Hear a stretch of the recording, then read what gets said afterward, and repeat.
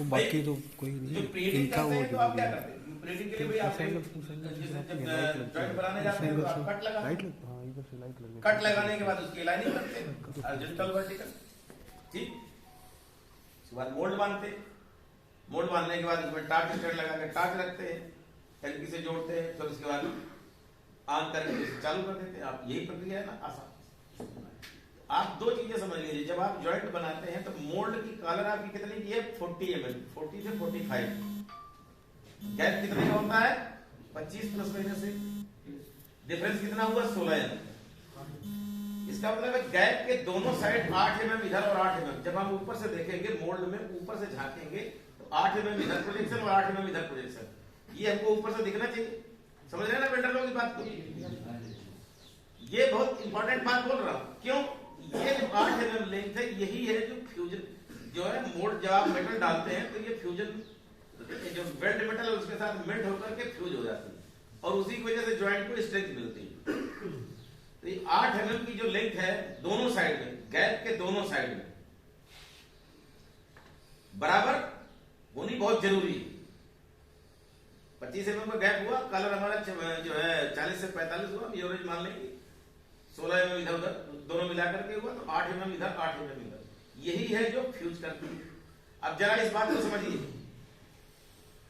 कि 25 mm की technique क्यों कर दी? किसी दिमाग में आदमी के नहीं आया कि यार हम 15 mm का एक जॉइंट बना देते हैं, हम 10 mm का एक जॉइंट बना देते हैं। क्या 10 mm का गैप करके हम जॉइंट बना सकते हैं? 15 का बना सकते हैं? नहीं। मिनिमम लेंथ जो स्पेसिफाई हुई एटी वेल्डिंग के लिए वो हुई 25 mm। क्यों ऐसा? ऐसा है ना, आप जब ऊपर से आप फ्रेम देते हैं तो गैप में लपट जाती है और कुछ हेड से इन्वेलप बना करके अंदर तक जाती है। ऊपर से जब आप फ्रेम देंगे तो कुछ पोर्शन जो प्रोजेक्टेड 8 mm है उसमें फ्रेम दिया, बाकी गैप में। मान लीजिए एक क्षण के लिए अगर गैप को 0 कर दिया जाए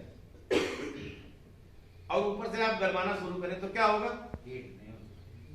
फुट गर्म ही नहीं होगा। गर्म होगा, हेड मेल्ट होने जाएगा लेकिन फुट आपका गर्म नहीं होगा। ये बात पक्की है। अगर आपने बिल्कुल गैप थ्योरेटिकल समझने के लिए समझ लीजिए कि आपने मान लो गरमाना शुरू किया तो ऊपर हेड तो रेड हॉट होकर के मेल्ट होना शुरू हो जाएगा लेकिन फुट उसका गर्म नहीं होगा। थोड़ा आप बढ़ाएंगे तो भी क्या होगा कि कुछ फ्रेम का काफी ज्यादा पार्ट रिबाउंड होकर के ऊपर चला जाएगा लेकिन फुट आपका गर्म नहीं होगा। बात समझ में आ रही कि नहीं आ रही? आप गैप बढ़ाते जाए, इसका मतलब क्या है कि गैप भी फुट हमारा गर्म नहीं हो, गर्म होगा या नहीं इस बात पे गैप का रोल है। 0 पे हमारा गर्म नहीं हुआ, थोड़ा और खोला तो भी गर्म नहीं हुआ। हम बढ़ाते चले जाएं तो अल्टीमेटली हम कहें कि 15 mm पे तो भी 15 mm का गैप है तो भी हम क्या देखेंगे कि हीट जो है फ्लेम का ज्यादा पार्ट रिबाउंड होकर लौट जा रहा है, ऊपर टकरा के वापस चला जा रहा है, फुट तक नहीं जा रहा है। यानी 15 mm पे भी स्थिति रही। तो ये जो रिसर्च के बाद पाया गया कि 25 mm के नीचे फुट अगर गैप 25 mm से कम है तो नीचे फुट उसका ठीक से गर्म नहीं होने वाला।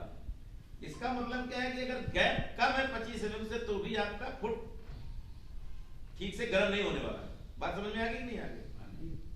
गैप का कम होना भी प्रीहीटिंग को असर डालता है, ये बात एस्टैब्लिश है। अब थ्योरेटिकली जरा उल्टा कर लीजिए, 25 से आपने 30 कर दिया तो फ्यूजन लेंथ आपकी घट गई कि नहीं घट गई? जो 8 mm थी 40 और इसका डिफरेंस जो है 25 का डिफरेंस 16 था, 16 का आधा था। अब मान लीजिए 30 हो गया तो डिफरेंस कितना बचा? 10। तो 5-5 mm है, यानी दोनों साइड पे जो आपका जो हीट का इन्वेलप बना करके जाने वाला था वो भी कम हो गया। थ्योरेटिकली जब आप इसको 40 mm कर लीजिए, अगर मान लीजिए आपका गैप 40 mm हो जाए तो क्या फर्क पड़ेगा? फिर आप ऊपर से जो हीट कर रहे हैं, दो चीजें, एक तो जो फ्यूजन के लिए जो जरूरी थी तो वो रेल तो मिली नहीं। इसका मतलब आप वेल्ड मेटल आप जब डालेंगे तो क्या करेगा? केवल प्लग की तरह उसमें फिट हो जाएगा। रेल का जो फ्यूजन है, जो गांठ बांधने वाला है, वो रेल उसके लिए थी रही नहीं गई। जो 8 mm मेल्ट होती थी रेल, अगर वो गैप आपका 40 हो गया तो ये जो आपने वेल्ड मेटल डाला वो केवल गैप में एक प्लग गुटकी की तरह उसमें फिट हो गया। फ्यूजन वाला रेल मेल्ट होकर के जो गांठ बांधने वाला काम था वो हुआ ही नहीं। ऊपर से देखने पर आपको सब कुछ ठीक रहेगा लेकिन आपका जॉइंट में कोई स्ट्रेंथ नहीं होगी, कट से टूट जाएगा।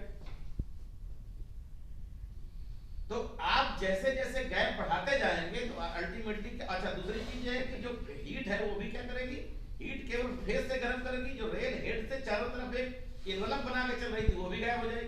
इसका मतलब क्या है कि अगर गैप बढ़ता है तो भी आपका जॉइंट ठीक से नहीं, आप कितनी देर तक हीट करते रहिए, आप देखेंगे आपका गर्म ही नहीं हो रही। दोनों एंड पे प्रॉब्लम है। अगर आपका गैप कम है तो भी जॉइंट हीट नहीं होगा, और गैप अगर ज्यादा है तो भी जॉइंट ठीक से हीट नहीं होगा। तो गैप की क्रिटिकलिटी बहुत ज्यादा है। इस बात को समझ गए कि नहीं समझ गए? अब इसको एक क्षण के लिए मान लीजिए कि ये तिरछा आपने काट दिया, वर्टिकल प्लेन पे भी हॉरिजॉन्टल प्लेन पे भी। क्या होगा? एक तरफ मोल्ड उधर घुसा होगा, एक तरफ इधर घुसा होगा। जो घुसा हुआ पोर्शन है उसमें तो लपट जाएगी, तो क्या वो गर्म होगा? नहीं गर्म होगा। इसका मतलब क्या है? अगर तिरछा कट है, चाहे वो हॉरिजॉन्टल प्लेन में हो चाहे वर्टिकल प्लेन में हो, अगर इसके उधर बुनिया में अगर कट नहीं है तो भी जॉइंट आपका ठीक से नहीं हीट होने वाला। ये जो तीन है, कट ना कम ना ज्यादा और ना गुनिया में, ये तीनों ही चीजें, इसके लिए कौन रिस्पॉन्सिबल है? गैप के लिए तो वेल्डर रिस्पॉन्सिबल ही नहीं है। गैप कौन बनाता है? आपका लोहार बनाता है। गैप ना कम ना ज्यादा ना तिरछा, ये तीनों चीजें बातें इंपॉर्टेंट हो गई। क्रिएटिंग इफेक्ट करती है, ये बात समझ में आ गई कि नहीं आ गई? अगर गैप कम है तो सबस्टेंशियल पार्ट फ्लेम का रिबाउंड होकर के चला जाएगा, अगर गैप ज्यादा है तो फ्यूजन के लिए आपको लेंथ मिलेगी नहीं, साथ में केवल फेस से हीट लेगा, और जो रेल हेड जो 8 mm फ्यूजन होने वाला था वो भी आपको इन्वेलप बना करके जो गर्म होता वो भी गर्म नहीं होगा। ठीक है, क्लियर बात नहीं? तो ना गैप कम होना चाहिए, ना गैप ज्यादा होना चाहिए, ना गैप तिरछा होना चाहिए। और इन तीनों चीजों के लिए वेल्डर रिस्पॉन्सिबल नहीं है, लोहार रिस्पॉन्सिबल है। ठीक है, तो ये जो सुपरवाइजर लोग हैं, आप लोग हैं, तो वेल्डर की इस बात पे जो है, इस ब्लैक स्मिथ को, उसको इस एक्टिविटी को देखें।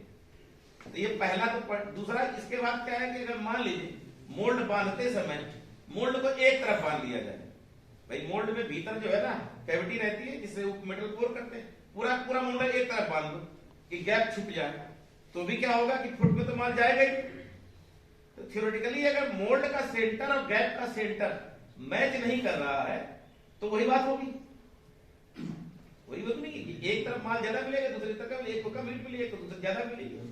इसका मतलब है कि मोल्ड का सेंटर में बांधना भी उतना ही इंपॉर्टेंट है सही हीट के लिए, क्योंकि अल्टीमेटली मोल्ड बांधने के बाद आप हीट करते हो या नहीं करते? तो मोल्ड का सेंटर और गैप का सेंटर मैच करना, ये चीज वेल्डर को ट्रेनिंग दी गई है कि मोल्ड का सेंटर और गैप का सेंटर वो मिलाए। अगर वो सेंटर ठीक से नहीं मिला रहा है तब वेल्डर को आप रिस्पॉन्सिबल कह सकते हो। अदरवाइज एकमात्र यही पॉइंट है कि उसने सेंटर, गैप का सेंटर और मोल्ड का सेंटर मैच नहीं किया, वो हाई जजमेंट से होता है, दोनों तरफ बराबर बराबर रेल दिखेगी। तो वेल्डर इस बात के लिए ट्रेंड है कि वो ये काम करेगा। सभी वेल्डर इस बात को अच्छे से करते हैं, इसमें किसी तरीके की कोई ऐसा वेल्डर है जो मोल्ड को एक तरफ बांधता है? कोई भी ऐसा नहीं बांधता। जब आप फील्ड में जाते हैं, मैं इतना जानता हूं कि कोई भी आदमी गैप रेल दुनिया में कटी है या नहीं, गैप कम है या ज्यादा है, इस बात को कोई आदमी मॉनिटर नहीं करता है। बात को केवल देखता है कि जॉइंट खराब है, वेल्डर रिस्पॉन्सिबल, जबकि कट प्रॉपर नहीं था, इसके लिए ना तो वेल्डर रिस्पॉन्सिबल है। प्रीहीटिंग इसका मतलब है कि आपका मोल्ड सेंटर में बंधा है या नहीं, इस बात से इफेक्ट होगी। एग्री करते हैं या नहीं करते? बात समझ में आ गई? 3 पॉइंट कटिंग से रिलेटेड थे, न कम न ज्यादा न तिरछा। चौथा पॉइंट क्या हो गया आपका? सेंटर वाला, कि मोल्ड का सेंटर। अब इसके अलावा बाकी चीज क्या है कि आपने मान लीजिए टार्च लगाते हैं, टार्च फिट करते हैं। अब ऐसा है कि बहुत ज्यादा ऊंचाई पर टार्च फिट कर देंगे, गर्म करेंगे तो आपका जॉइंट गर्म नहीं होगा। बहुत नीचा भी नहीं कर सकते क्योंकि अल्टीमेटली उसको स्पेस ही नहीं मिलेगा। तो टार्च की हाइट भी किस हाइट पे सेट हुई, ये भी एक इंपॉर्टेंट पहलू है। इसके लिए हम लोगों ने फिक्स कर दिया है, जो आपका टार्च स्टैंड है उसमें ज्यादा प्ले रही देगा, 30 से 45 होना चाहिए। तो ये वेल्डर इस बात के लिए ट्रेंड है, और ये टीएमपी में इस तरीके का प्रोविजन है कि ज्यादा इधर करने का स्कोप भी नहीं है। ठीक है, टार्च। इसके बाद क्या है कि टार्च स्टैंड की बात हो गई। अब अगला पॉइंट आता है कि टार्च खुद अपने आप में कैसी, क्या कटी फटी है? अगर उसके होल बड़े हो गए या फटे हो गए तो प्रेशर आप देंगे तो फर्क नहीं पड़ेगा उसको। अगर होल बहुत ज्यादा बड़े हो गए तो भाई अल्टीमेटली आप एयर प्रेशर देते हैं, तब टंकी क्या करती है? प्रेशर देती है एयर, और उसका हवा नॉर्मल एयर में ऑक्सीजन और CO2 होती है, उसको लेकर के उसको प्रेशराइज्ड पार्ट में हाई उसमें दिया उसने। अगर आपके होल बड़े हैं तो आप कितना भी प्रेशर देंगे, यहाँ पर जो जहाँ पे पेट्रोल और मिक्स हो रहे हैं वहां प्रेशर आएगा ही।